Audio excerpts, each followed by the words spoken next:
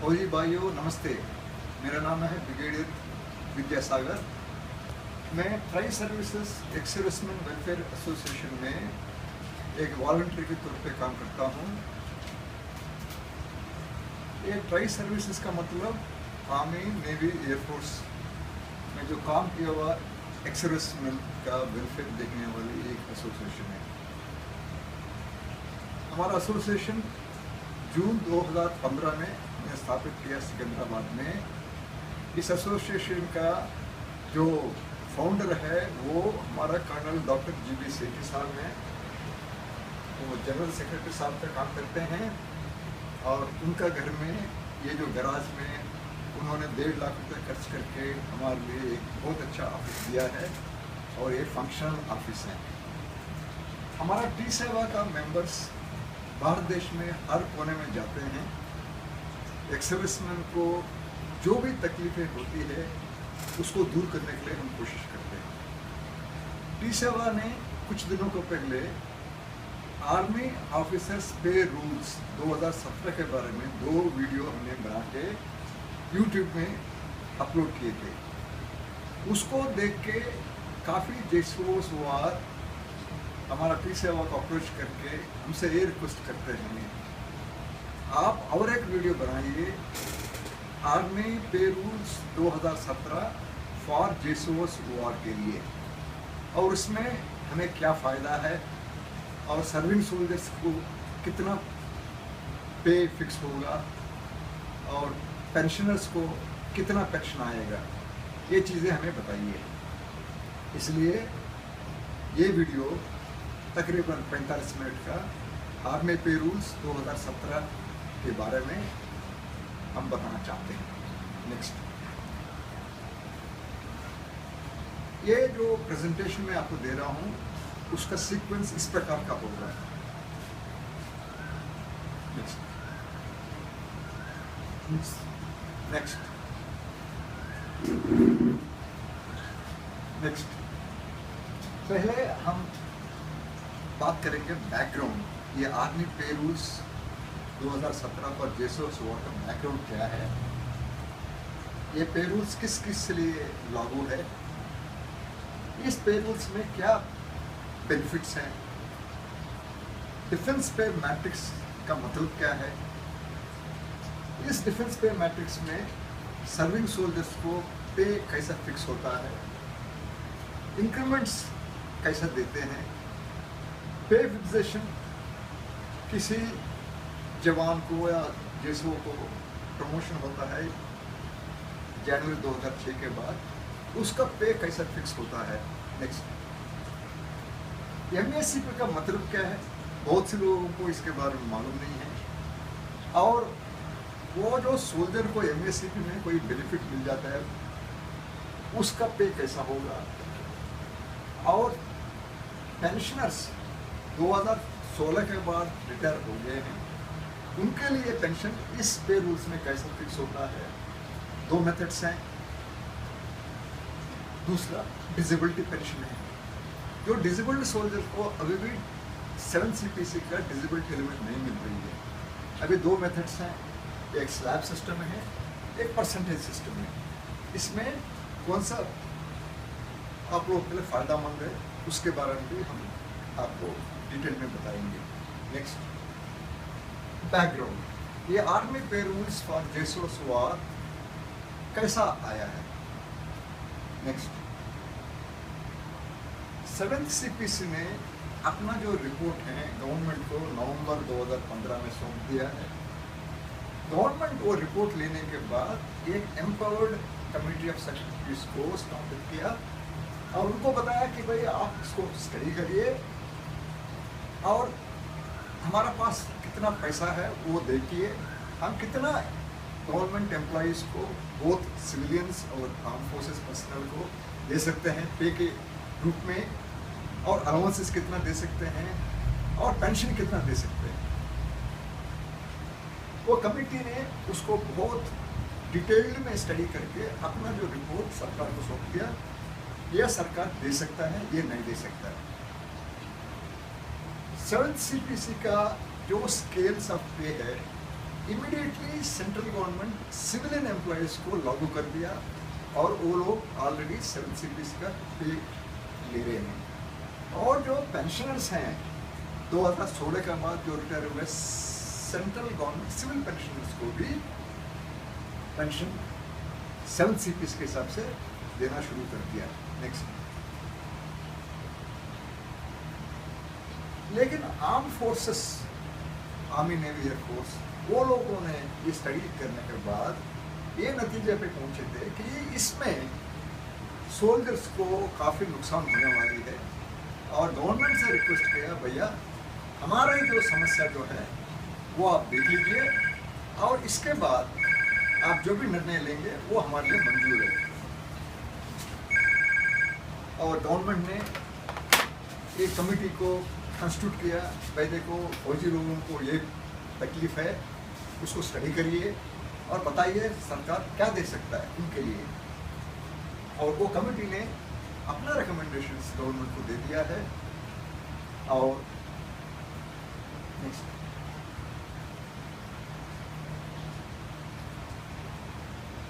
ये जो कमेटी जो रिकमेंडेशंस गवर्नमेंट को दिया है, गवर्नमेंट ने 2 तारीख को यूनियन कैबिनेट बैठ के ऑल रिकमेंडेशंस को अप्रूवल दे दिया है।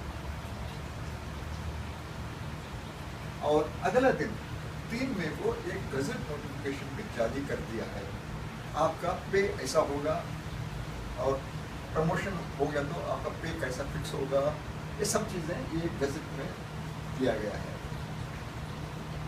जो यूनियन कैबिनेट ने अप्रूवल दिया है वो अप्रूवल्स इस गजट नोटिफिकेशन में पूरा आया नहीं है, वो धीरे धीरे आ जाएगा। कुछ अनामलीज हैं, जैसा अलाउंसेस के बारे में, सेशन अलाउंस कम है या हाउस रेंट अलाउंस कम है, उसके लिए अनामलीज कमेटी ये अलाउंसेस को देख रहेंगे, वो भी ड्यू कोर्स में गवर्नमेंट का अप्रूवल आ जाएगा। नेक्स्ट, एलिजिबिलिटी, ये आर्मी पे रूल्स फॉर जेसोस वार 2017 किस किस के लिए लागू है, ये हमें समझना चाहिए। Next, all honorary commission officers का मतलब ऑनररी लेफ्टिनेंट, ऑनररी कैप्टन, जेसोस वार फ्रॉम द आर्मी, जो लोग जनवरी 2016 या उसके बाद फौज में हैं, यूनिफॉर्म पहन के जो काम कर रहे हैं, उनके लिए ये आर्मी पे रूल्स लागू है। और DSC डिफेंस सर्विस कोर और TA टेरिटोरियल आर्मी पर्सनल जो फुल्ली एम्बॉडीड है, दैट मीन्स वो ज्वाइन करने के बाद वो रिटायरमेंट होने तक वो TA में रहते हैं, ऐसे लोगों के लिए भी ये रूल्स लागू है। डेट ऑफ इफेक्टिवनेस, ये कब से गिनती करते हैं, जनवरी 2016 से ये वर्कआउट करेंगे और जिन जिनको अरियर्स आएगा वो सब जनवरी 2016 से देना शुरू कर देंगे। पे इन पे बैंड और ग्रेड पे, ये 2 टर्म्स थे 6th CPC में और उन दोनों को अभी जोड़ दिया है। MSP मिलिट्री सर्विस पे, ऑनररी कमीशन ऑफिसर्स जो ऑनररी लेफ्टिनेंट और ऑनररी कैप्टन होते हैं उनके लिए 15,500 रुपया है और जेसोस वार के लिए 5,200 रुपया है। MSP सिर्फ DA और पेंशन के लिए गिनती करते हैं, बाकी के लिए नहीं है। इसके अलावा भी ग्रुप एक्स पे जो डिप्लोमा होल्डर्स होते हैं उनके लिए ग्रुप एक्स पे भी लागू है। नेक्स्ट, ये डिप्लोमा 2 किस्म की डिप्लोमा होती है। एक है जो all India council of technical education जिस डिप्लोमा को रिकग्नाइज किया है, ऐसा डिप्लोमा आर्मी, एयरफोर्स, नेवी में है तो वो डिप्लोमा होल्डर्स को 6,200 रुपया पर मंथ देंगे एज एक्स ग्रुप पे। जो डिप्लोमा आर्मी, एयरफोर्स, नेवी में है लेकिन वो AICTE ने रिकग्नाइज नहीं किया, उन लोगों के लिए 3,600 रुपया पर मंथ डिप्लोमा होल्डर्स को मिलेगा। जब कोई भी जेसो वार इधर आर्मी की तरफ से या प्राइवेटली AICTE का डिप्लोमा पास कर देता है, उसको भी 6,200 रुपया जिस दिन पास किया तब से उनको मिलेगा। We must be. जैसा आर्मी में कुछ ट्रेड्स होते हैं एक्स ग्रुप का, कुछ ट्रेड्स होते हैं वाई ग्रुप का। जरूरत पड़ने पे क्या होता है, वाई ग्रुप वालों को एक्स ग्रुप में भेजते हैं, तब उसको डिप्लोमा करना पड़ता है। ऐसे लोगों को भी AACT के डिप्लोमा है तो 6,200 रुपये मिलेगा। एमोल्यूमेंट्स का मतलब क्या है? एमोल्यूमेंट्स का मतलब बड़ा सिंपल है, आपका बेसिक पे है, इसके साथ MSP है, इसके बाद ग्रुप एक्स जो डिप्लोमा होल्डर्स, ये तीनों को जोड़ने से टोटल जो बनता है उसको कहते हैं एमोल्यूमेंट्स। ऑप्शन, ये जरूरी नहीं है कि आपको लिख के देना है कि साहब मैं 7 CPC का पे स्केल में आना चाहता हूँ। आप लिख के भी नहीं देंगे तो सरकार समझती है कि आप कर दिया है। Next, benefits to defence services personal. कुछ लोग कहते हैं भाई हमारा पे स्केल सिविलियन से देखा जाएगा तो कम हो गया है, तो देखेंगे ये सच है, ये सच नहीं है। नेक्स्ट, JSO और OR का पहले 7 CPC में 24 स्टेज, 24 स्टेज का मतलब क्या, 24 इंक्रीमेंट्स, लेकिन सिविलियंस को 40 दिया है। सो सर्विस हेडक्वार्टर्स ने बोला था हमारा भी JSO OR के लिए भी स्टेजेस 24 के बजाय 40 होना चाहिए, ये भी यूनियन कैबिनेट मंजूरी दे दिया है। Next, disability element. Disability element civilians के लिए परसेंटेज बेसिस में होता है। कोई भी सिविलियन 100% डिसेबल्ड हो गया तो उसको डिसेबिलिटी एलिमेंट मिलेगा 30%, 30% ऑफ लास्ट पे ग्राउंड। लेकिन फौज के लिए जो 7 CPC ने किया था स्लैब बेसिस पे, का मतलब क्या है, एक JSO साहब 100% डिसेबल्ड हो गया तो 1700 रुपया, 17,000 रुपया उसको डिसेबिलिटी एलिमेंट दिया जाएगा। अगर 50% का डिसेबिलिटी है तो 8,500 रुपया, और वॉर के लिए 12,000 रुपया 100% डिसेबल्ड है तो। सो 50% डिसेबल्ड है तो 6,000 रुपया पर मंथ उसको डिसेबिलिटी एलिमेंट मिलेगा। सो ये कम है, ज़्यादा है, हम थोड़ा देर के बाद देखेंगे। फॉर प्री 2006 पेंशनर्स, जो 2006 के पहले जो रिटायर हो गए हैं, उन JSOs को वॉर को चॉइस दिया है। 2 मेथड में हम आपका पेंशन फिक्स करेंगे, जिस मेथड में आपको फ़ायदा है तो उस मेथड में आपको पेंशन मिलेगा। एक मेथड है नोशनल पे मेथड है, दूसरा मेथड है 2.57 मेथड। इसके बारे में भी हम जानकारी आपको देने की कोशिश करेंगे। Next, defence pay matrix. So defence pay matrix क्या है, ये कैसा बनाया है और इसमें कैसा हम पता कर सकते हैं मेरा जो पे कितना होना चाहिए, ये हम देखेंगे पहले। Next, defence pay matrix 7 CPC का है, लेकिन वो पे मैट्रिक्स को हमको समझना है तो पहले हम 6th CPC का पे टेबल, जिसको फिटमेंट टेबल कहते हैं, special army instruction 1S of 2008 में दिया है। कोई भी आपको CPC का पेमेंट का टेबल देखिए, उसमें 2 मोटे मोटे पार्ट्स होते हैं। एक पार्ट है आपका पुराना CPC, ये 5th CPC, उसमें आपका क्या पे स्केल था, क्या रैंक है, कैसा आपको इंक्रीमेंट दिया जाएगा, ये बोलते हैं। फॉर एग्जांपल, ये है सिपाही वाई ग्रुप के लिए 5th पे कमीशन। 5th पे कमीशन जो 96 से 2005 दिसंबर तक लागू था, उसमें उसका पे स्केल था 3,250 और इंक्रीमेंट 70 रुपीज़, 70 रुपया, और 15 साल के बाद उसका पे बनेगा 4,300। अब देखिए, पहले उसको फिक्स कर रहे हैं 3,250, इसके बाद 1 साल के बाद उसका इंक्रीमेंट मिलने से क्या होता है, 3250 को 70 से ऐड करके तो 3320 होता है। इसके बाद 70 रुपये आप ऐड करिए 3390। ऐसा हर साल एक सिपाही को सिर्फ 50-70 रुपया इंक्रीमेंट मिलेगा, चाहे फर्स्ट ईयर हो चाहे 15th ईयर हो। और उसको देखेंगे 6th CPC ने कैसा इम्प्रूव किया है। इसमें अब देखिए, एक सिपाही का जो पे स्केल है 5,200 से लेकर 20,200 का मतलब क्या, इसका रेंज ज़्यादा है। रेंज ज़्यादा होने से क्या होता है, स्टैग्नेशन नहीं होता है। और इसमें देखिए स्टैग्नेशन हो जाता है। जो सिपाही आजकल 17 साल तक वो नौकरी कर सकता है, 15 साल के बाद कोई नहीं है, उसको 4,300 ही मिलेगा 16 साल पूरा होने के बाद। 17 साल पूरा होने के बाद भी उसका पे 4,300 होता है, इसको कहते हैं स्टैग्नेशन। लेकिन इसमें क्या होता है, आपका पे रेंज इतना ज़्यादा है, तकरीबन 15,000 रुपये का पे रेंज है, सो कोई स्टैग्नेशन इसमें नहीं होता है।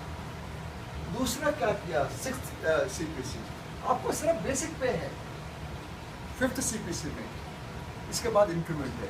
लेकिन उन लोगों ने दो चीज़ें दिए हैं, ये कि ग्रेड पे, आप सिपाही है तो आपका ग्रेड पे होगा 2,000 रुपया, आप नायक है तो 2,400 रुपया, हवलदार है तो 2,800 रुपया, ये आपका ग्रेड पे है, ग्रेड के हिसाब से। और आपका मिलिट्री सर्विस पे 2,000। सो ये 6th CPC रिकमेंड किया है। और इसमें आप देखिए इंक्रीमेंट कैसा है, इधर तो 70 रुपये इंक्रीमेंट है, लेकिन इधर कैसा पता चलेगा इंक्रीमेंट क्या है। उन लोगों ने कहा था भैया सिंपली आपका इनिशियल पे जो भी है 6,250, ग्रेड पे आप जोड़ दीजिए 2,000, ये हो जाएगा 8,250, इसका 3% आपका इंक्रीमेंट है, तकरीबन 250 रुपया आपका इंक्रीमेंट है।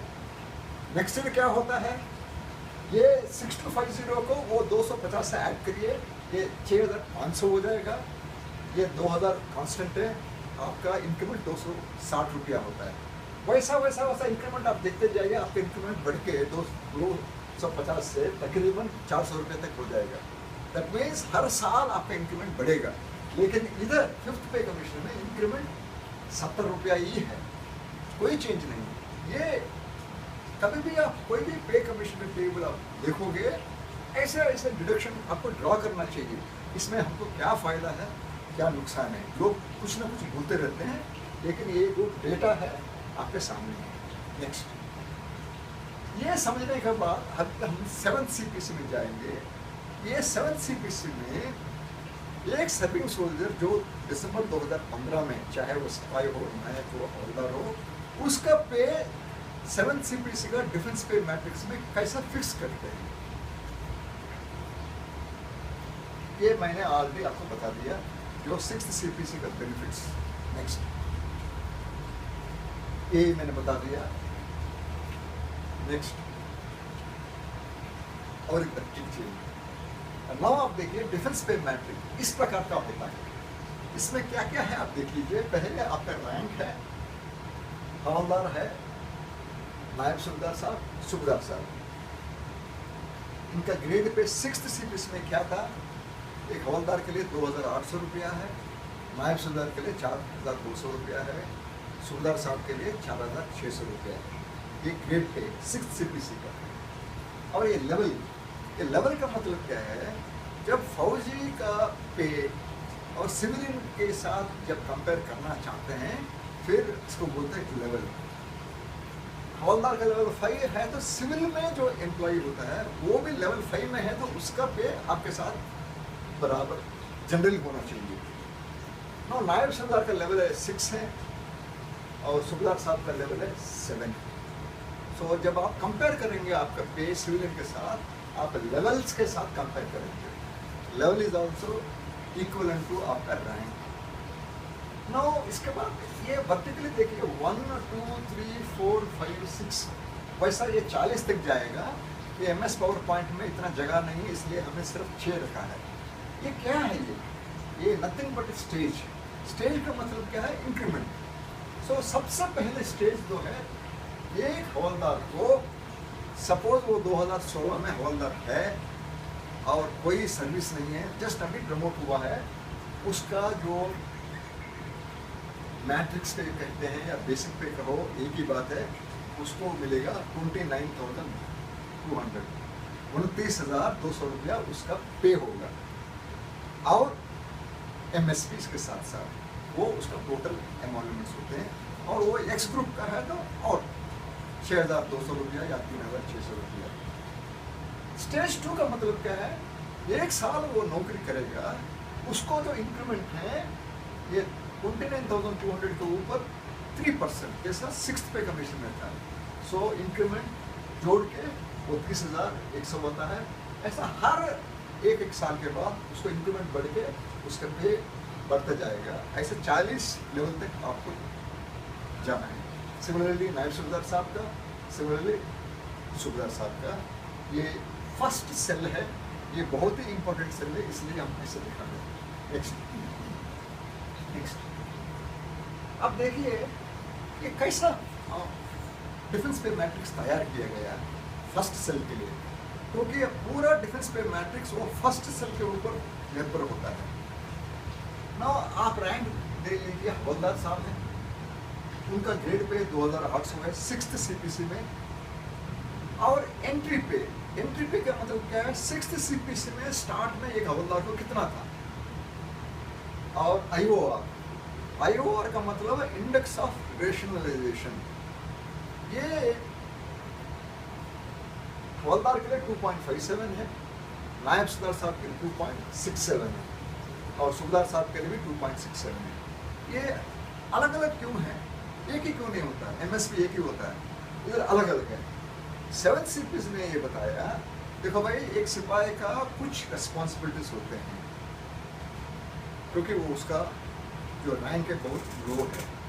लेकिन एक नायब सूबेदार साहब है जिसने 20 साल नौकरी किया, उनका रिस्पॉन्सिबिलिटी सिपाही से ज़्यादा होता है, इसलिए उसका जो इंडेक्स ऑफ रेशनलाइजेशन 2.57 नहीं होना चाहिए, उससे ज़्यादा होना चाहिए 2.67। सो वैसा हर एक रैंक के लिए इंडेक्स ऑफ रेशनलाइजेशन उन लोगों ने रिकमेंड किया, जिसको गवर्नमेंट ने अप्रूव किया। तो स्टेज 1 में उसका पे कैसा फिक्स होता है, ये एंट्री पे 6th CPC में क्या था आपका, और उसको दिया गया एक इंडेक्स ऑफ रेशनलाइजेशन से मल्टीप्लाई करो और जो फिगर आता है वो आपका एंट्री पे 29,200 रुपीज़ एक हवलदार को विदाउट एनी इंक्रीमेंट इतना मिलेगा। नेक्स्ट ईयर एक साल वो हवलदार का ड्यूटी करेगा, उसको 30,100 रुपया। वैसा ही नायब सूबेदार को 36,500 रुपया, सूबेदार साहब को 46,200 रुपया। ऐसा डिफेंस पे मैट्रिक्स में फिक्स किया गया है। नेक्स्ट इंडेक्स ऑफ रेशनलाइजेशन मैंने क्लियरली आपको बता दिया। नेक्स्ट सिपाही तो हवलदार के लिए 2.57 होता है और नायब सूबेदार का ऑनरी कैप्टन 2.67 होता है, क्योंकि उनका रिस्पॉन्सिबिलिटी ज़्यादा है सिपाही से। नेक्स्ट पे फिक्सेशन इन 7th CPC जनवरी 2006 या उसके बाद कैसा होगा वो देखेंगे। नेक्स्ट आप पे इन 7th CPC में एक सर्विंग सोल्जर को दिसंबर 2015 से जब जनवरी 2016 में जब जाएगा उसका पे कैसा फिक्स करते हैं। 6th CPC में उसका पे पेमेंट कितना था, ग्रेड पे कितना था, उसको सबको दिया गया मल्टीप्लिकेशन फैक्टर 2.57, जिसको भी कहते हैं फिटमेंट फैक्टर। 6th CPC से 7th में आप आओगे, कितना बढ़ोतरी होना चाहिए, वो 2.57 है। कमिश्नर से भी यही लागू है 2.57। मैंने एक फिगर लिया था, किसी भी आदमी को हवलदार को 9,000 रुपया है तो 6th CPC में ये 2 इंक्रीमेंट हो सकता है, 3 इंक्रीमेंट हो सकता है। मैंने एक फिगर लिया एक्सप्लेन करने के लिए, और 9,000 उसका पेइंग पेमेंट है, उसका ग्रेड पे तो फिक्स्ड है 2,800। सो दोनों जोड़ने से क्या होता है 11,800 रुपया होता है। और उसका जो IOR 7th CPC ने फिक्स किया 2.57 होगा। सो 11,800 को 2.57 से मल्टीप्लाई करो, ये फिगर आएगा 30,326। ये मल्टीप्लाई करने से ये फिगर आएगा। आपको क्या करना चाहिए, डिफेंस पे मैट्रिक्स में जाना है और आपका जो लेवल है हवलदार का लेवल, दैट मीन्स 5 लेवल में देखना है ये फिगर 30,326 ये कहाँ आता है। एग्जैक्टली है तो बहुत अच्छा, नहीं है तो आप और एक लेवल में जाना और चेक करिए। और ये देखने से क्या पता चलता है, ये हवलदार का लेवल 5 है, ये लेवल 5 में ये 30,326 नहीं मिलेगा, वो है 31,000। सो उसका थोड़ा सा बेनिफिट मिल गया। सो क्या होता है, एक हवलदार का इस 9,000 रुपया उसका पे पेमेंट है तो 7th CPC में इसका पे होगा जनवरी 2016 में 31,000 रुपया। इसके ऊपर उसका MSP 5,200 रुपया, plus x group diploma holder है तो 6,200 रुपया, और वो डिप्लोमा AICTE ने रिकॉग्नाइज नहीं किया तो 3,600 रुपया। ये टोटल मिलाने से एनरोलमेंट्स होते हैं। ये एनरोलमेंट्स हैं। अलाउंसेस अलग है, अलाउंसेस के बारे में बाद में एक सर्कुलर आएगा। नेक्स्ट ना आप देखिए पे फिक्सेशन कैसा करते हैं। आप कोई भी आप ले लीजिए, चाहे वो नायब सुबेदार साहब हो, सुबेदार साहब हो, सुबेदार मैनेजर साहब हो, कोई भी आप ले लीजिए। मैंने ऑलरेडी हवलदार का एक्सप्लेन किया, अभी नायब सुबेदार साहब को देखेंगे। सपोज नायब सुबेदार साहब का पे इन पेमेंट 10,050 रुपया है तो उनका ग्रेड पे 4,200 रुपया है। इस दोनों को जोड़ने से 14,250 है। उसको 2.57 से आप मल्टीप्लाई करोगे तो उसको आएगा 36,623। वो तो मिलेगा नहीं आपको डिफेंस पे मैट्रिक्स में। वो डिफेंस पे मैट्रिक्स में दिया गया 37,600, 37,600 रुपया उसका पे होता है। उसके ऊपर MSP, उसके ऊपर एक्स ग्रुप पे ऐड करने से वो एमोलमेंट होता है। ऐसा ये सुबेदार मेजर साहब को, ऑनरी लेफ्टिनेंट को, ऑनरी कैप्टन को। दिस इज हाउ पे will be fixed in 7 CPC इन जनवरी 2016। एक साल के बाद इंक्रीमेंट, दूसरे साल के बाद दूसरा इंक्रीमेंट, ऐसा मिलता जाएगा। Next defence pay matrix subedar major to honorary captain. जैसा मैंने बताया ग्रेड पे आपका 6 CPC में क्या था और लेवल सुबेदार मेजर साहब का लेवल 8 है, ऑनरी लेफ्टिनेंट का 10 है, ऑनरी कैप्टन का 10 ब्रावो है। और उसका फर्स्ट सेल में इतना फिक्स किया गया 7 CPC में। हर एक साल इंक्रीमेंट से उनका पे ऐसा बढ़ता जाएगा। नेक्स्ट इंक्रीमेंट्स, गवर्नमेंट में आप एक साल नौकरी करेगा तो आपको इंक्रीमेंट मिलेगा। डिफेंस पे मैट्रिक्स में आपको इंक्रीमेंट कैसा फिक्स किए वो हम देखेंगे। नेक्स्ट इंक्रीमेंट 6th CPC में आपको हर जुलाई महीने में मिलेगा। कभी भी आपका सर्विस स्टार्ट होता है जनवरी में हो, फरवरी में हो, उससे कोई मतलब नहीं है। सिर्फ आपको इंक्रीमेंट मिलेगा जुलाई में। लेकिन ये 7 CPC में बताया नहीं भाई ये अन्याय है, जनवरी में भी एक इंक्रीमेंट देने के लिए कोशिश करेंगे या जुलाई में। लेकिन इंक्रीमेंट लेने के लिए आपको सर्विस कम से कम 1 साल उस रैंक में होना चाहिए। और इंक्रीमेंट कितना होगा 6th CPC जैसा, इधर भी 3% आपका मैट्रिक्स पे में इंक्रीमेंट देना जाएगा। पे of a JSO war after 1 year of service in one cell, increment को जोड़ने के बाद वो नेक्स्ट स्टेज में आप जाएंगे। मैंने जो आपको दिखा दिया वो आपका इंक्रीमेंट के साथ जुड़ा हुआ पे, नया pay next year. If the pay of the havildar 30,100 रुपया है तो 2016 में 2017 में क्या हो जाएगा, उसका पे बढ़ के 30,000 से 31,000 हो जाएगा। तकरीबन 900 रुपया इसका इंक्रीमेंट है। Next if pay of a JSO war is fixed, generally जनवरी 2016 में फिक्स करते हैं क्योंकि ये 7 CPC स्टार्ट हुआ था। उसका जो नेक्स्ट इंक्रीमेंट क्या होगा 1 साल के बाद, दैट मीन्स जनवरी 2017 में इसको इंक्रीमेंट मिलेगा। कुछ JSOs war हो सकता है कि वो फॉरेन में है या हॉस्पिटल में है, किसी वजह से उसको फिक्स नहीं किया जनवरी 2016 में, और उनको फिक्स करते हैं 2 जुलाई से लेके जनवरी 2017 के बीच में फिक्स करेंगे। किसी वजह से बहुत कम लोग होते हैं, उनका जो इंक्रीमेंट होगा जुलाई 2017 में फिक्स करेंगे इंक्रीमेंट। इसके बाद हर साल एक साल के बाद उनका जुलाई 2018, जुलाई 2019 में ऐसा इंक्रीमेंट फिक्स करेंगे। इंक्रीमेंट एंड प्रमोशन, एक आदमी हवलदार है, वो नायब सुबेदार का प्रमोशन मिल जाता है, उसका इंक्रीमेंट कैसा फिक्स करेंगे। इफ अ नायब इज प्रमोटेड एज अ हवलदार 15 तारीख को, उनका जो इंक्रीमेंट कब होगा 1 साल के बाद, और 1 साल का नजदीक अभी वो हो जाएगा जुलाई 2017 में। ठीक है, तकरीबन 10 महीने के बाद उसको इंक्रीमेंट मिल जाएगा।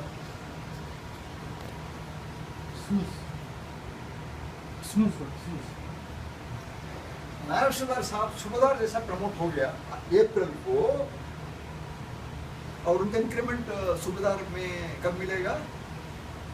जनवरी 2017 में। अगेन 8 महीने के बाद उनको इंक्रीमेंट मिलेगा। कम से कम 6 महीना होना चाहिए उस लाइन में। नेक्स्ट, पे फिक्सेशन ऑन प्रमोशन। सो जो सर्विंग सोल्जर्स हैं 2016 के बाद उनका प्रमोशन हो जाता है, उसको प्रमोशन होने के बाद पे कैसा फिक्स करते हैं, ये जानकारी बहुत जरूरी है। नेक्स्ट, आप देखिए, हवलदार प्रमोटेड एज अ नायब सूबेदार 15 सितंबर 2016 में प्रमोशन हो गया समझ लीजिए। और उस टाइम में उसका जो मैट्रिक्स पे था उनके इंक्रीमेंट्स के हिसाब से समझ लीजिए 34,900 रुपया है तो, और प्रमोशन इस तारीख को आ गया 15 सितंबर को, उसको पे कैसे फिक्स करेंगे इन द रैंक ऑफ नायब सूबेदार? बहुत ही सिंपल है, उसको प्रमोशन मिल गया इसलिए उसको हवलदार का ही रैंक में हवलदार का एक इंक्रीमेंट दे दो। देने से क्या होता है, एक स्टेज से वो दूसरे स्टेज में जाता है, ज़्यादा पे मिलेगा उसको। और वो पे को देखियो, स्टेज 7 में था 34,900 जब वो प्रमोशन ऑर्डर आया, और एक एडवांस एक इंक्रीमेंट देने से वो स्टेज 8 में चले जाता है, हमेशा नीचे। अब उधर क्या है, उसका जो पे है 35,900 रुपीज, 35,900 रुपया as a havildar only. Now इसका मतलब क्या है, जब वो नायब सूबेदार होगा उसका जो पे है इससे कम नहीं होना चाहिए। फायदा क्या है, प्रमोशन तो मिल गया, पे कम हो गया, ऐसा नहीं है। सो क्या करना चाहिए, नायब सूबेदार का पे किस में होता है, तो लेवल 6 में होता है। और लेवल 6 में आप देखिए, ये 35,900 रुपया या उससे ज़्यादा कहाँ होगा। पहले क्या है 35,400, ये 35,400 इससे कम है। सो इसका पे हवलदार का पे से कम नहीं होना चाहिए ना, इसलिए नेक्स्ट स्टेज में जाइए, स्टेज 2 में। उधर कितना है 36,500, 36,500 रुपया उसका पे है। सो एक हवलदार नायब सूबेदार का प्रमोशन 2016 में लेने से क्या होता है, उसका पहले पे मैट्रिक्स पे कहते हैं या बेसिक पे कहते हैं, एक ही बात है, वो 34,900 था, 34,900 रुपया, वो बढ़ के प्रमोशन की वजह से 36,500 रुपया, ठीक है, तकरीबन 1,600 रुपया उसका बेनिफिट है। ऐसा हर एक प्रमोशन में। कल ये नायब सूबेदार सब सूबेदार बन जाएगा, तो सिंपली उसको क्या करना चाहिए, उनका पे कितना था एज अ नायब सूबेदार, और एक इंक्रीमेंट एज अ नायब सूबेदार दे दीजिए, जोड़ दीजिए, और फिर सूबेदार का लेवल में जाके उस अमाउंट या उससे ज़्यादा अमाउंट फिक्स करना है, तभी उनका सूबेदार का पे फिक्स होता है। दिस इज हाउ कोई भी सोल्जर का प्रमोशन होता है 7th CPC पीरियड में, उनका पे ऐसा फिक्स होता है। नेक्स्ट, नाउ ये ACP के बारे में मैं आपको 1 मिनट लेके एक्सप्लेन करूँगा, क्योंकि बहुत सी लोगों को ये ACP क्या है, MACP क्या है, ये मालूम नहीं है। नाउ ACP का मतलब क्या है, अश्योर्ड कैरियर प्रोग्रेशन। ये पहले सिविलियंस को दिया है, इसके बाद हमको फौजी को भी आया है। तो सिविल में क्या है, सपोज कोई भी आदमी ज्वाइन करता है एज अ ड्राइवर ग्रेड 3 समझ लीजिए, लोएस्ट अपॉइंटमेंट ड्राइवर का, तो बेचारा 30 साल 35 साल 40 साल काम करता है, लेकिन उसको इंक्रीमेंट और डियरनेस अलाउंस के अलावा कुछ प्रमोशन नहीं मिलता है, क्योंकि वैकेंसी तो है ही नहीं है। तो उन लोगों ने बोला, साहब देखो, हमसे 30 35 40 साल नौकरी करा के हमको किस रैंक में हम आए थे सेंट्रल गवर्नमेंट में, उसी रैंक में हमको भेज रहे हो, कितना अन्याय है। बाकी लोगों को प्रमोशन मिलता है, हम लो लेवल एम्प्लॉय करके हमारे ऊपर क्यों जुल्म करते हो। तो सरकार ने सोचा, यार इनका पॉइंट बिल्कुल वैलिड है, एक काम करेंगे, वैकेंसी है तो प्रमोशन मिल जाएगा, वैकेंसी नहीं है तो क्या करेंगे, लेकिन एक काम करेंगे, उसको हम समझेंगे, भैया आपको प्रमोशन हम दे रहे हैं पेपर में, लेकिन आप ड्राइवर ग्रेड 3 रहेगा, लेकिन आपको पे मिलेगा ड्राइवर ग्रेड 2। आपको क्या मतलब है, चाहे आप ग्रेड 2 हो ग्रेड 1 हो, एज लॉन्ग एज आपको वो पे मिलेगा, आप वही काम करते रहो। सो वही ड्राइवर 10 साल के बाद ग्रेड 2 ड्राइवर का पे लेगा, और 10 साल दैट मीन्स 20 ईयर्स के बाद उसको ड्राइवर ग्रेड 1, और 10 साल दैट मीन्स टोटल 30 ईयर्स में वो सुपरवाइजर बनेगा। लेकिन काम तो वही करेगा, ड्राइवर ग्रेड 3 का वही गाड़ी चलाना, लेकिन ले लेगा सुपरवाइजर का। It is like a non functional financial upgradation, it is something like that. So जब सिविलियन को मिला, फौजी ने बोला भाई हमारा भी सोल्जर्स है, 15 साल नौकरी करता है, तो सिपाही है, उसको वैकेंसी नहीं मिला, वो रिटायर हो जाता है, उसको क्या करना है। सरकार ने बोला ठीक है भाई, सिविलियन को 10, 20, 30 है, आपको भी 10, 20, 30। लेकिन सिपाही 15 साल में रिटायर हो जाता है, लेकिन सिविलियन 30 साल तक नौकरी कर सकता है। उसको 3 बेनिफिट मिलता है, लेकिन सिपाही को सिर्फ एक ही बेनिफिट मिलता है। फिर गवर्नमेंट ने बोला ठीक है, आपके लिए हम मॉडिफाई कर देंगे इसको, क्योंकि आपका सर्विस कम है। सो 10, 20, 30 के बजाय 8, 16, 24 साल। दैट मीन्स सिपाही को किसी वजह से प्रमोशन मिला, 8 साल के बाद वो सिपाही रहेगा, लेकिन नायक का पे लेगा, पीते नहीं पहनेगा नायक का। सिमिलरली 16 साल के बाद वो सिपाही को प्रमोशन नहीं मिला, वो हवलदार का पे लेगा, लेकिन सिपाही का ड्यूटी करेगा। फिर वही सिपाही 24 साल बाई चांस कर दिया, उसको नायब सूबेदार का पे मिलेगा, लेकिन वो सिपाही का ही ड्यूटी करेगा, नायब सूबेदार का पीती इधर नहीं लगाएगा। और जब रिटायरमेंट पे जाएगा, उसको नायब सूबेदार का पेंशन से जाएगा। जिसको कहते हैं मॉडिफाइड अश्योर्ड कैरियर प्रोग्रेशन। और इसमें कुछ डाउट्स हैं, वो भी मैं क्लैरिफाई आपको करूँगा। और इस आदमी को भी 8 साल के बाद प्रमोशन आ जाता है पेपर में, वो सिपाही का काम करता है, लेकिन 8 साल में उसको प्रमोशन हो जाता है। उसको भी वही तरीका है, सिपाही का प्रमोशन 8 साल के बाद मिल गया, तो सिपाही का रैंक में उसको एक इंक्रीमेंट दे दीजिए और जोड़ दीजिए। जोड़ के नेक्स्ट के लेवल क्या है, नायक, दैट इज लेवल 4। लेवल 4 में देखिए उसका पे कितना होना चाहिए, वो पे फिक्स कर दीजिए। सेम मैं जल्दी जल्दी बता दूंगा आपको कैसा होगा, ये मैंने आपको एक्सप्लेन कर दिया। नेक्स्ट, ये MSCP 8 साल, 16 साल, 24 साल में पे प्रमोशन, नॉट फिजिकल प्रमोशन, सिर्फ पे प्रमोशन। नेक्स्ट, सो 8 साल के बाद वो एक सिपाही को नायक का पे आएगा, 16 साल के बाद एक सिपाही को हवलदार का पे मिलेगा, और 24 साल के बाद वही सिपाही को नायब सूबेदार का पे मिलेगा। और जब रिटायर हो जाता है, वो उस रैंक का पेंशन भी लेके जाएगा। हाँ, हमारा पास डायरेक्ट एंट्री हवलदार होते हैं, जैसा आर्मी एजुकेशन कोर में जो डिग्री करके आते हैं, उनको डायरेक्टली हवलदार का रैंक देते हैं। उनको भी 3 प्रमोशन का हकदार है वो 8 साल के बाद उसको नायब सूबेदार का पे मिलेगा, 16 साल के बाद सूबेदार का पे मिलेगा, और 24 साल के बाद सूबेदार मेजर होता है। कुछ EME में, सिग्नल में, इंजीनियर्स में डायरेक्ट एंट्री जेसूस होते हैं, वो सिविल में डिप्लोमा करके आते हैं वो। और हमारा जो आर्मी में रिलीजियस टीचर्स होते हैं, जैसे पंडित जी है, ग्रंथी जी है, मौलवी जी है, उनको डायरेक्टली जेसू का रैंक देते हैं, और उनको भी 3 प्रमोशन के लिए वो भी हकदार है। दैट मीन्स 8 साल के बाद वो जो नायब सूबेदार साहब है, सूबेदार साहब का पे लेगा, 16 साल के बाद सूबेदार मेजर का पे लेगा, वैकेंसी हो ना हो कोई मतलब नहीं है। और 24 साल के बाद वो ऑनरी लेफ्टिनेंट का पे लेगा, और 24 साल के बाद वो रिटायर हो जाता है, वो ऑनरी लेफ्टिनेंट का पेंशन लेके जाएगा। ये बेनिफिट है। नेक्स्ट, ये मैंने आपको बता दिया। इधर आपको डायरेक्टली प्रमोशन हो जाता है, आप सिपाही है, उम्मीदवार का ऑर्डर करते हो, इसके बाद नायक आपका मेरिट के हिसाब से आपका ज्वाइन किया, किसी वजह से आपको वो प्रमोशन नहीं मिला, 8 साल के बाद आपको ऑटोमेटिकली पे प्रमोशन मिल जाएगा। Next, some misunderstanding about MSCP।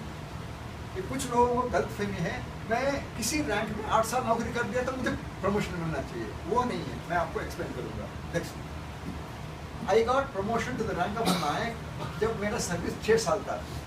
मैं लकी था, 6 साल में मुझे प्रमोशन मिल गया, नायक, रेगुलर प्रमोशन। और मैंने नायक का रैंक में 8 साल नौकरी कर दिया, तो वो मुझे 8 साल हो गया, मुझे प्रमोशन नहीं मिल रहा। भैया MSCP में ऐसा नहीं है। MSCP में क्या है, 8, 16, 24 साल में आपको प्रमोशन मिलेगा, क्योंकि आपको प्रमोशन नहीं मिला।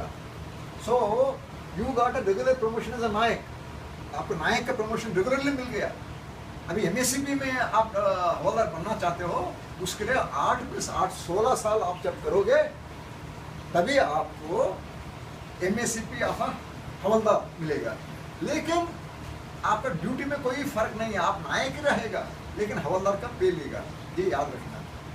ये 8 साल के बाद प्रमोशन नहीं मिलता है, 8, 16, 24 के बाद ही आपको एमएससीपी में प्रमोशन मिलता है। नेक्स्ट, ये कहता है आई एम अ नायब सूबेदार और मैं 8 साल हो गया नायब सूबेदार होके, मुझे सूबेदार का प्रमोशन नहीं दिया।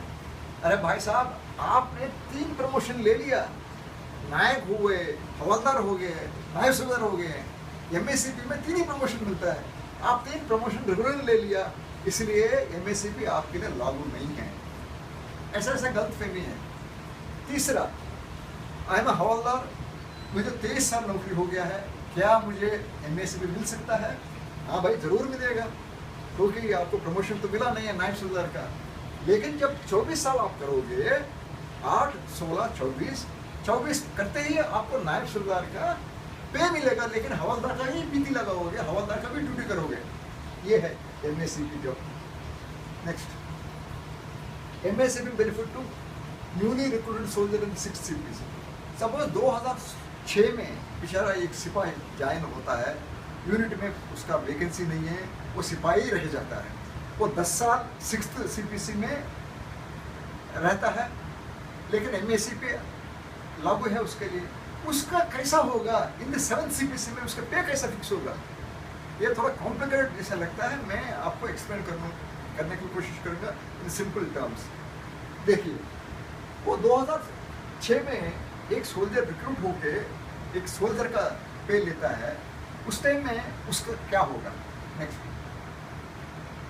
ये 2006 में फर्स्ट सेल में था पे 6250 और उसका ग्रेड पे था 200 रुपया।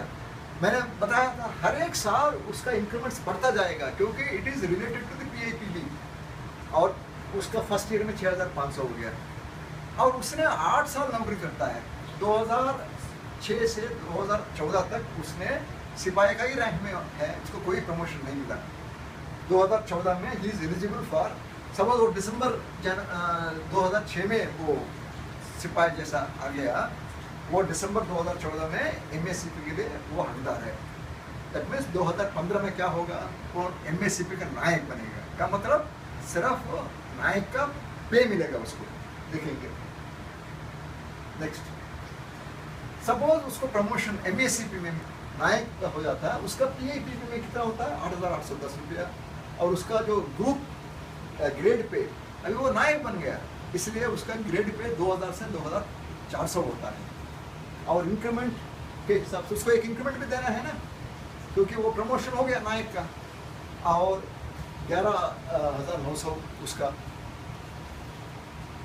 तो ऐसा इसका जो 6th CPC से 7th CPC में जब आएगा, उसको 2.57 से मल्टीप्लाई करने से उसका इनिशियल पे होगा 28,810। सो आप लेवल 4 में जाना है, क्योंकि नायक हो गया। लेवल 4 में देखो कहाँ बैठता है, 28,810 तो है ही नहीं है, वो मिनिमम है 28,400 रुपया। सो इसका नायक का जो पे होगा 28,400, ठीक है। और फाइनली उसको इंक्रीमेंट देके 29,600 रुपीज़ में उसको फिक्स करते हैं। दिस इज हाउ ये जो सिपाही 2006 में रिक्रूट हुआ उसको 7th CPC में ऐसा फिक्स करते हैं, ठीक है। Next, MSCP benefit to newly recruited soldier, यही तरीका है। हम इसमें ज़्यादा टाइम वेस्ट नहीं करेंगे। 8 साल के बाद एक प्रमोशन, इंक्रीमेंट, नेक्स्ट रैंक, फिर उसमें 8 साल।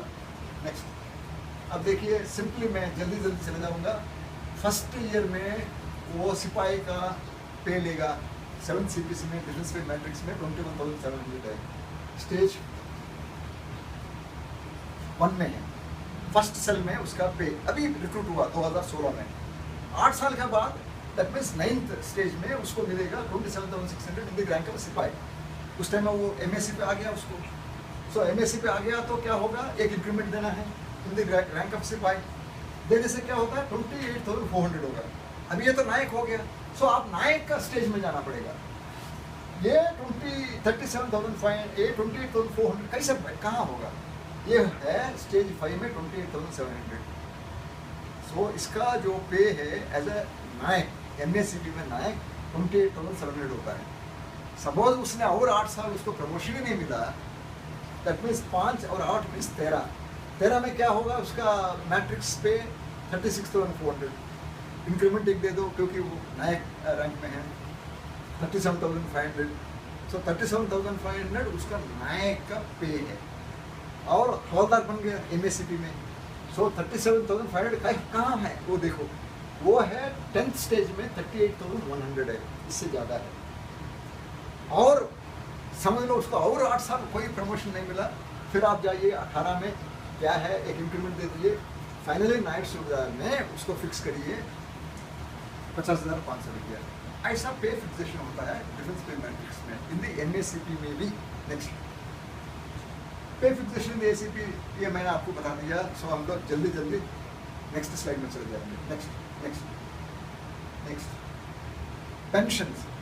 इसमें आप लोगों को काफ़ी इंटरेस्ट है क्योंकि आप लोगों का पेंशन जो है अभी 6th CPC का पेंशन है, फ्रोजन हो गया है, गवर्नमेंट ने बंद कर दिया, अभी रिलीज कर दिया।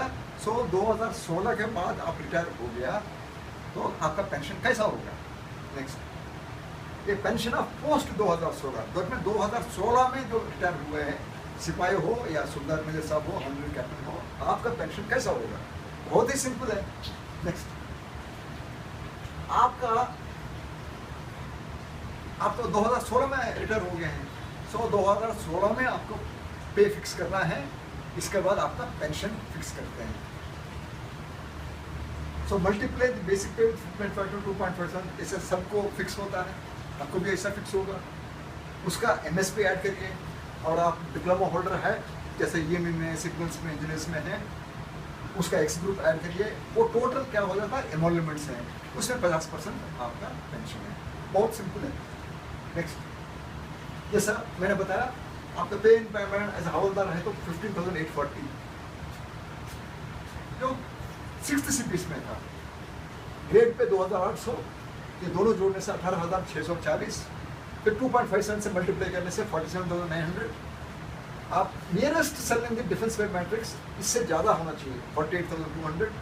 आपका MSP देखिए 5,200 रुपया, टोटल पे होगा 53,400, उसमें आधा आपका पेंशन है। वैसा ही ये नायब सुबेदार का, सुबेदार साहब का, बहुत ही सिंपल है। आपको थोड़ा सा डिफेंस पे मैट्रिक्स स्टडी करिए, ये 13 पेज का है, हिंदी में भी है, इंग्लिश में भी है, जो लैंग्वेज आपको अच्छा लगता है उसमें पढ़िए, 2 दफ़ा पढ़ो, 3 दफ़ा पढ़ो, आपको सब मालूम हो जाएगा। नेक्स्ट जैसा ये सुबेदार मेजर साहब का पेंशन हो जाएगा 39,750, ऑनरेरी लेफ्टिनेंट साहब का हो जाएगा 48,950, ऑनरेरी कैप्टन साहब का होगा 52,750। Next another school of thought, ये क्या है? इसको कहते हैं नोशनल पे में। आप 6th CPC से 7th CPC में आएगा तो कैसा होगा? और एक स्कूल ऑफ थॉट है, कुछ लोग 3rd CPC में रिटायर हो गया एज हवलदार, नायब सुबेदार, सूबेदार, उसका आप कैसा फिक्स करोगे? कोई 4th CPC में रिटायर हो गया, कोई 5th CPC में रिटायर हो गया, उसका कैसा फिक्स करोगे? वो लोग कहते हैं भाई देखो OROP हमको दे दिया, का मतलब क्या है? चाहे मैं 3rd में या 4th में या 5th में रिटायर हो, उससे कोई मतलब नहीं है।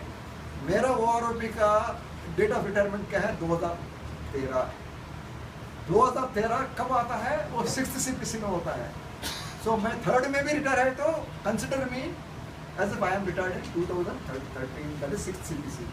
सो मेरा पे और पेंशन फिक्सेशन होगा 6th CPC से 7th CPC। मुझे 3rd CPC से, 4th से, 5th से कुछ लेना देना नहीं है। ये इनका आर्गुमेंट है, इस आर्गुमेंट में भी दम है। नेक्स्ट वो कहते हैं मैं 3rd, 4th, 5th में रिटायर हो गया तो भी कोई मतलब नहीं है, क्योंकि मैंने 6th CPC में रिटायर हुआ OROP में 2013 में। सो इसलिए मेरा पे होना चाहिए, मेरा OROP से मल्टीप्लाई करो 2 गुना, माइनस MSP करने से मेरा नोशनल पे होता है, उसको 2.57 से मल्टीप्लाई करो, उसको ऐड करो MSP, फिर टोटल एमॉल्यूमेंट्स होता है 50% मेरिट पे। सो ये पीसीडीए पेंशन इलाहाबाद वर्कआउट करके सर्कुलर में देगा आपको, ये पे में बेटर है या ऑलरेडी 2.57 ड्रा कर रहे हैं वो बेटर है। Next disability pension. ना लोग कहते हैं साहब डिसेबिलिटी में अभी क्या हमको स्लैब सिस्टम में मिलेगा या परसेंटेज सिस्टम में मिलेगा, देख लीजिए।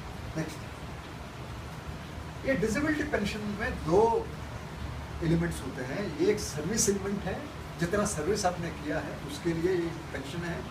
दूसरा आपने डिसेबिलिटी सस्टेन किया, चोट खाया फौज में, उसके लिए आपको डिसेबिलिटी एलिमेंट मिलता है।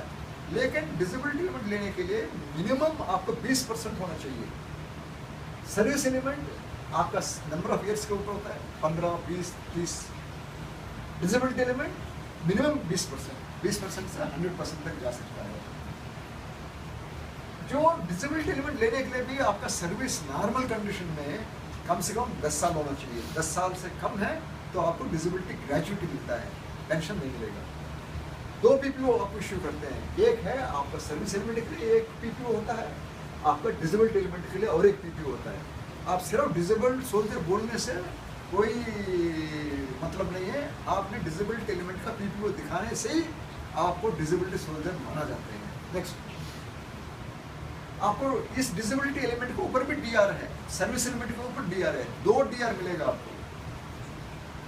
आपको पूरा पेंशन पे इनकम टैक्स देने की जरूरत नहीं है, चाहे कोई भी हो, आप सिपाही हो या जनरल साहब हो, डिसेबल्ड सोल्जर है तो आपको माफ है इनकम टैक्स से। वाइफ्स ऑफ डिसेबल्ड सोल्जर्स पूछते हैं साहब मेरा हस्बैंड तो डिसेबल्ड सोल्जर है लेकिन वो तो चले गए भगवान के पास, अब मुझे तो डिसेबिलिटी एलिमेंट नहीं मिलता है। मैडम उसने हॉकी खेल के चोट खाया है लेकिन आप तो घर में बैठे हैं, आपको किसने मिलेगा। सो वाइफ्स को डिसेबिलिटी एलिमेंट लागू नहीं है। गवर्नमेंट ऑफ इंडिया अभी डिसेबिलिटी एलिमेंट को परसेंटेज बेसिस में अप्रूव किया का मतलब क्या है, आपका 100% डिसेबल्ड है तो आपका एमोल्यूमेंट्स जितना है, सपोज आपको 10,000 रुपया एमोल्यूमेंट्स हैं, उसमें 30% दैट मीन 3,000 रुपया आपको डिसेबिलिटी एलिमेंट में देंगे। लेकिन आपका डिसेबिलिटी परसेंटेज 50 है तो 3,000 में आधा दैट मीन 1,500 रुपया आपका डिसेबिलिटी एलिमेंट है। इसके ऊपर डियरनेस रिलीफ भी। लेकिन स्लैब सिस्टम में क्या है, आप जैसे वो है तो 17,000 रुपया 100% डिसेबल्ड है, वो आ रहे हैं तो 12,000 डिसेबल्ड है। दैट मीन्स आपका डिसेबिलिटी एलिमेंट 50% है तो आपको एज ए हवलदार नायक आपको 6,000 रुपये मिलेंगे। ऐसा डिसेबिलिटी एलिमेंट को कैलकुलेट करते हैं। Next, loss in disability element, क्योंकि हमारा सर्विस हेडक्वार्टर्स ने इसको बहुत छानबीन करने के बाद ये पता चला 95% डिसेबल्ड सोल्जर्स को ये स्लैब सिस्टम कम डिसेबिलिटी एलिमेंट देगा, ओनली 5% को स्लैब सिस्टम बेनिफिट करता है। सो 95% के लिए उन लोगों ने बोला था भाई हमको भी डिसेबिलिटी एलिमेंट आप सिविलियन को जैसा फिक्स किया वैसा फिक्स करिए। नेक्स्ट, आप देखिए फॉर एग्जांपल एक सूबेदार मेजर साहब का पे 74,300 है, उसका एमएसपी है 5,200, इसका एमोल्यूमेंट्स है 79,500 और डिसेबिलिटी एलिमेंट 100% है, साहब को 100% दिया मेडिकल वाला ने, उसको डिसेबिलिटी एलिमेंट कितना मिलता है, उनका जो भी पे है उसमें 30% है, दैट मीन्स 23,850, ऑलमोस्ट 1/3 ऑफ ये फिगर। लेकिन साहब को 50% डिसेबिलिटी एलिमेंट मेडिकल ने फिक्स किया है तो इसमें 50% दैट मीन्स 11,925 रुपये, ये परसेंटेज बेसिस में इसको ऐसा मिलता है। लेकिन 7th CPC स्लैब सिस्टम में क्या होता है, भाई देखो हमको ये इससे मतलब नहीं है, आपका लास्ट पे ट्रांस कोई मतलब नहीं है, हम फिक्स कर दिया आपको 17,000 रुपया 100% डिसेबल्ड है तो आधा 8,500 रुपया, क्योंकि 50% है ना। तो साहब को डिसेबल्ड परसेंटेज बेसिस पे करेंगे तो 11,925 होगा, लेकिन ये स्लैब सिस्टम में उनको 8,500 है, सो नुकसान उनको 3,425 रुपया हर महीना कम है। इसके ऊपर डियरनेस रिलीफ भी, डिसेबिलिटी एलिमेंट के ऊपर डियरनेस रिलीफ है, डियर में आपका डिसेबिलिटी एलिमेंट कम है, अब आपका डीआर भी कम हो जाएगा, कितना नुकसान होता है देखिए। इसलिए तीनों सर्विसेज, आर्मी, नेवी, एयरफोर्स ने मिनिस्ट्री ऑफ डिफेंस को बोला ये स्लैब सिस्टम हमारे लिए मंजूर नहीं है, हमको सिविलियन को जैसा फिक्स किया पहले हमको जो देते थे परसेंटेज बेसिस में, इस हिसाब से हमको दे दीजिए। गवर्नमेंट ने एग्री कर दिया। अभी आप लोगों को जो डिसेबल्ड हो गए हैं, जो डिसेबल्ड एलिमेंट अभी तक नहीं मिल रहा है, अभी आपको इस हिसाब से वर्कआउट करके आपको लेटेस्ट डीआर के साथ अरियर्स दे देंगे। नेक्स्ट, फैमिली पेंशनर्स, जो हस्बैंड 2016 के बाद चले जाता है भगवान के पास, उस लेडीज का फैमिली पेंशन कैसे मिलेगा। नेक्स्ट, जनरली जो सूबेदार मेजर साहब हो या ऑनरी कैप्टन हो, उनका उम्र होता है 50-52। इसलिए क्या है, सरकार ने ये कहा है जिस पेंशनर का उम्र 67 ईयर्स है, उस पत्नी को उतना ही मिलेगा जितना वो हस्बैंड को मिलता था। फॉर एग्जाम्पल, इसको कहते हैं enhanced ordinary family pension. That means जो हस्बैंड को जितना मिलता था, 40,000 मिलता है, तो वो लेडी को भी 40,000 मिलेगा। ना इसमें क्या लिखा हुआ है, आपका जो एमोल्यूमेंट्स क्या है, रैंक के हिसाब से, लेंथ ऑफ सर्विस के हिसाब से, और ट्रेड ग्रुप एक्स या वाई। और समझ लीजिए आपका पेंशन ऑफ द हस्बैंड जो जनवरी 2016 के बाद चले गया भगवान के पास, उसका 30,000 रुपया पेंशन मिलता है। वो लेडी को भी 30,000 रुपया पेंशन मिलेगा, क्योंकि वो बच्चे छोटे हैं, उसको पालने के लिए उसको उतना ही पेंशन मिलना चाहिए। कब तक मिलेगा? 7 साल from the date of death of the husband. जिस दिन वो हस्बैंड चले गया उससे 7 साल तक उस लेडी को इतना मिलेगा। इसके ऊपर भी डियरनेस रिलीफ भी मिलेगा वो लेडी को। और सरकार बोलता है 7 साल के बाद आपके बच्चे बड़े हो गए होंगे, इसलिए आपको पेंशन हम कम करके 60%, 60% कर देंगे। दैट मीन्स लेडी को पहले मिलता था 30,000 और वो मिलेगा आपको उसको 18,000 रुपया, और उसके ऊपर डियरनेस रिलीफ मिलेगा। ये जो लेडीज हैं जिसका हस्बैंड का उम्र 67 ईयर से कम हो। नेक्स्ट, नेक्स्ट,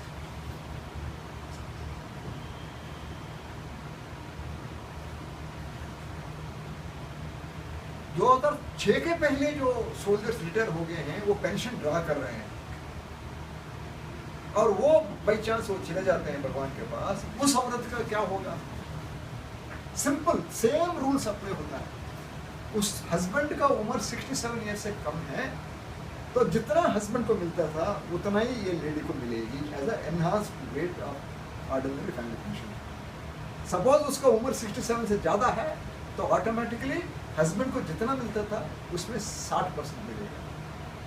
ये गवर्नमेंट का रूल है। नेक्स्ट, आपको इस प्रेजेंटेशन में कोई डाउट है तो मेरा ईमेल आईडी ऐसा है, मेरा मोबाइल नंबर मैं दिया हूँ, आप लोगों से कांटेक्ट करिए। नेक्स्ट,